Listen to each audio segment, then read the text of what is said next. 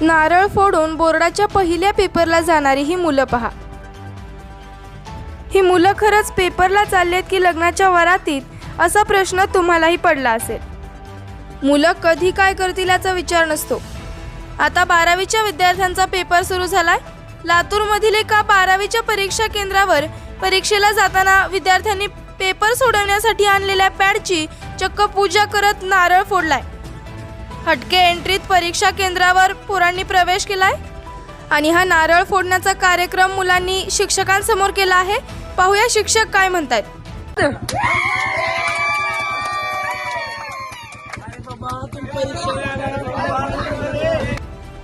12वीचा पहिला पेपर इंग्रजीचा असल्याने विद्यार्थ्यांनी आपला इंग्रजीचा पेपर सोपा जावा म्हणून हा प्रकार केल्याचं बोललं जात आहे। दरम्यान हे कृत्य करताना त्यांनी एक व्हिडिओ बनवून सोशल मीडियावर तो व्हिडिओ व्हायरल केला आहे।